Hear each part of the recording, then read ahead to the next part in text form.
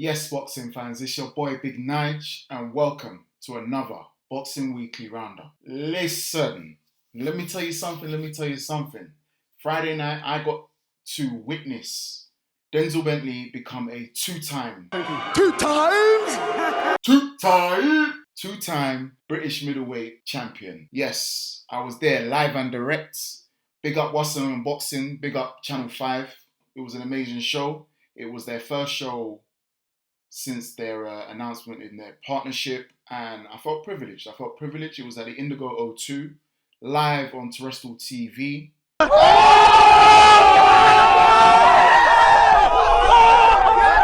You couldn't go wrong. It was a hell of a fight. Massive respect goes out to Linus because you need a dance partner to be able to put on a show like that. And they delivered. I was impressed by the intensity that the fight started because I didn't expect them to go all guns blazing straight away. Linus came out strong. He came out fast, which was strange to me. Not strange, but which was a bit okay. Didn't see that coming because normally when I've watched Linus fight, he kind of goes through the gears and then picks up from round 5, 6, goes on and does the business. I remember him sparring Felix Cash. In an interview, they asked him if he had got any tips from Felix Cash, and I remember that fight with Felix Cash and Denzel Bentley. Felix Cash came out the blocks and ended up stopping him in 3 rounds. So I'm assuming he was going for that same sort of game plan, put the pressure on Bentley as soon as possible, and when the time is right, catch him. But that's a good thing about learning this game. Denzel learned from that mistake. He absorbed all the pressure and gradually went through the gears as the fight was going on. And it was good to see because it shows real good game management. Paced himself at the beginning. He was a bit slow, I'll be honest with you, but went through the gears during the right periods of the time and finished off strong. Rounds 1 and 2 I gave to Linus because he started off so strong, getting the shots off, applying the pressure, taking centre of the ring. Denzel started to find his feet round 3. Rounds 4, it could have gone to either way, but I think the judges scored it 10-10. I think I gave it to Linus, which then was 3-1. And then from then on, Bentley just started climbing. Boom, boom, boom. From round 6 to 8, Denzel was just in full flow, was relaxed, throwing off that jab, setting up shots, working the body, slowing Linus down.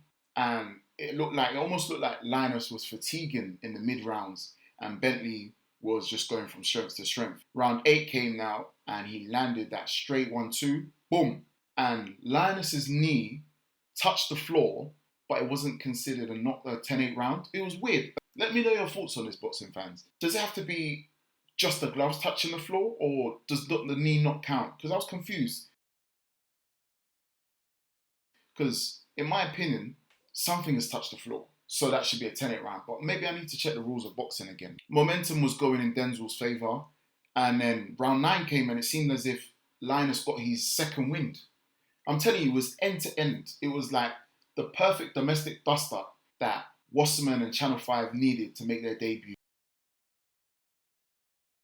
And the statement they did do. Round 12 came now and it was interesting because Linus came out as if all he had to do was just avoid being engaged as such as prior to the 11 rounds that they had done. So I would love to know what his trainer and team must have told him leading up to round 12 because I'm assuming he must have thought that he was up on the scorecards and he didn't have to try and get the last few shots in or try and end the fight as strong as possible. Whereas Denzel now was going all guns blazing. He was trying to cut off the ring, chase him down, land those shots, and it was a strong finish by Denzel. Hence, that's why I felt that he deserved the victory. Massive credit to them both. Denzel obviously coming back from that loss, winning the British title for a second time. Happy for him. I'd love to see him now go on and defend the title at least once or twice before moving up to European and then world honours. But I'll be honest with you, I wouldn't mind seeing a rematch. We want more. We need more. I wouldn't mind seeing a rematch. It was that close and The atmosphere was electric.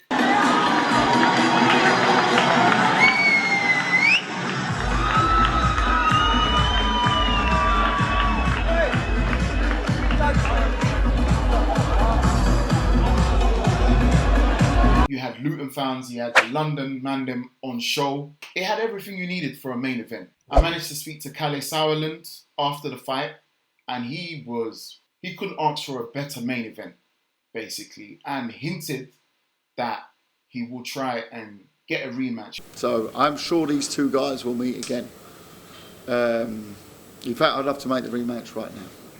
But we need to sleep on it. I need to talk to Linus, his coach, and the whole team, and we'll move on from there. Hopefully, it might just happen. We also saw Harlem Eubank in action, and for me, that was the performance of the night.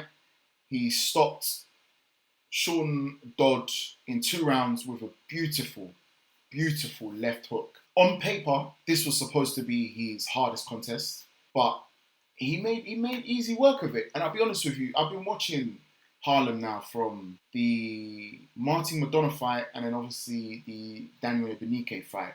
And from then on, I've been keeping a close eye on him. And he's coming along very swiftly. He's going through the gears. I feel like he's a very, very good boxer puncher. The next stage for him now is the British title, fighting for honours. And I'll be honest with you, I could see him coming through the domestic scene, being top dog and going through to the European and winning world honours. I genuinely do. I like the way he fights. I like his style. And he's just humble with it. So I look forward to seeing more of Harlem Eubank.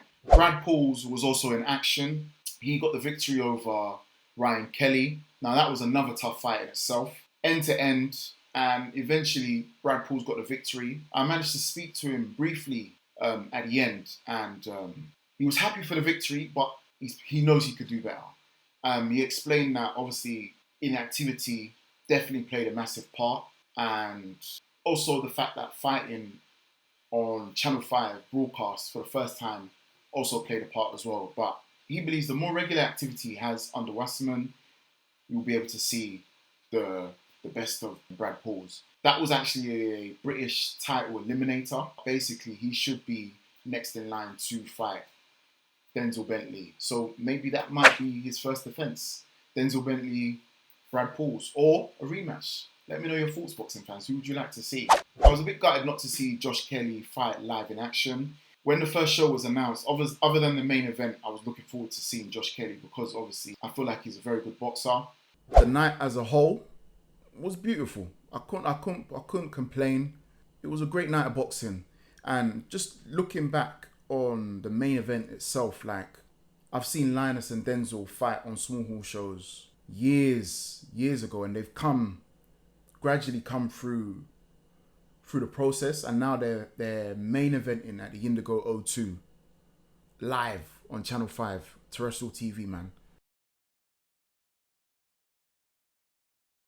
Big up themselves. Massive big deal. Massive respect to Wasserman Boxing and massive respect to Channel 5. In other news, my guy Amir Khan announced his retirement. I'll be honest with you, I'm happy. I'm happy he's leaving the sport as rich and as healthy as possible.